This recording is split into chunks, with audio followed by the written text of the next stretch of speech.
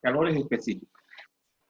La definición del calor específico es la cantidad de energía que se requiere para elevar la temperatura en un grado, una unidad de masa de una sustancia. Entonces tenemos los calores específicos para o a volumen constante, el CB, o el calor específico a presión constante. Bien, entonces si decimos que es un calor específico a volumen constante, es la cantidad de energía necesaria para elevar la temperatura de una unidad de masa cuando el volumen se mantiene constante, ¿no? De la definición de calor específico. Lo mismo para el calor específico a presión constante, ¿no? La cantidad de energía necesaria para elevar la temperatura en un grado de una unidad de sustancia cuando la presión se mantiene constante, ¿no? Esas definiciones entonces del calor específico. Y también, ¿no?, se puede definir el calor específico a volumen constante como la derivada parcial de la energía con respecto a la temperatura, cuando el volumen se mantiene constante, ¿no? Esa es la definición matemática en forma de una ecuación de una derivada parcial. Calor específico a volumen constante. De la misma forma, la energía interna está relacionada con el volumen, ¿verdad? La energía interna, como hemos estudiado anteriormente, depende de la temperatura y el volumen. Y el calor específico es justamente esa derivada parcial de la energía con respecto a su temperatura. Y el calor específico a presión constante como la derivada parcial de la entalpía, ¿no?, de otra función de estado. Entalpía con respecto a la temperatura. Como habíamos definido en otra oportunidad, la entalpía es función de la temperatura y la presión. Y lo dice así el calor específico como su definición matemática en una derivada parcial de entalpía con respecto a la temperatura cuando se mantiene la presión constante.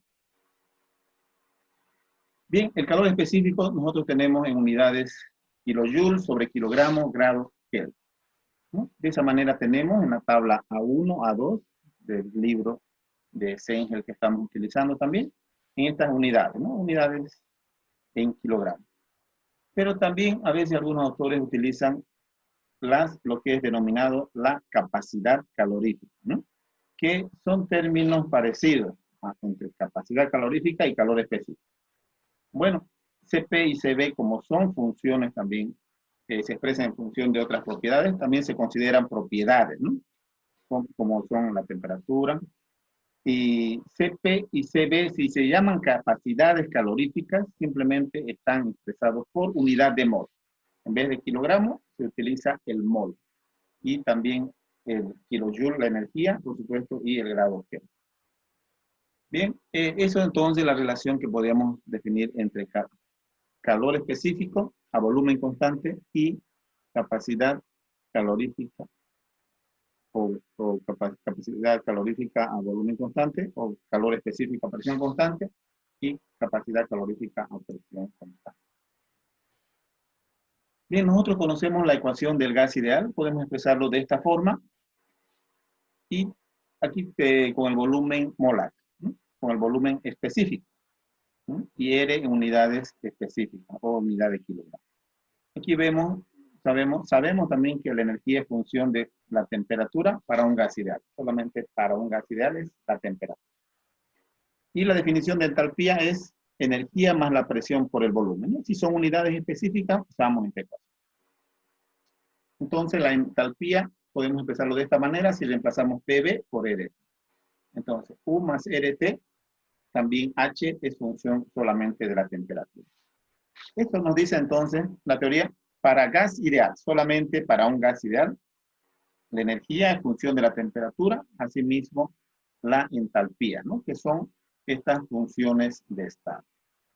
Y justamente la energía podemos expresarlo como función de la temperatura.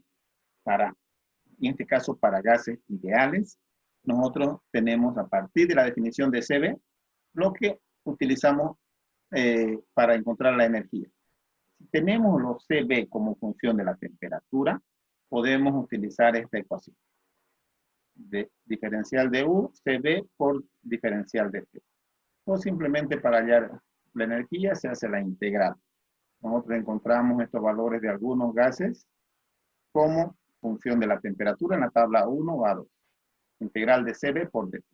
Y para la entalpía se hace la integral de CP, ¿no? Entonces, siempre CB o volumen con la energía. CP con la entalpía, ¿no? Esa relación. Bien, después nosotros podemos utilizar también lo que son los calores específicos promedio, ¿no? Podemos hacer aproximar a un valor promedio, decimos sumando los calores específicos y dividiéndolo entre 2, ¿no? Si no tenemos mucha variación de temperatura, ¿no? Hasta 100 grados. Podemos utilizar de esa manera. Después, otra forma de obtener los calores específicos, evaluarlo a la temperatura promedio. Es otra forma de evaluar los calores específicos promedio, sumar las temperaturas, dividirlo entre 2 y luego se evalúa a esa temperatura promedio. De esas dos formas también se puede obtener los calores específicos promedio y hallar la energía o la entalpía según nosotros requerimos en algún ejercicio, ¿no?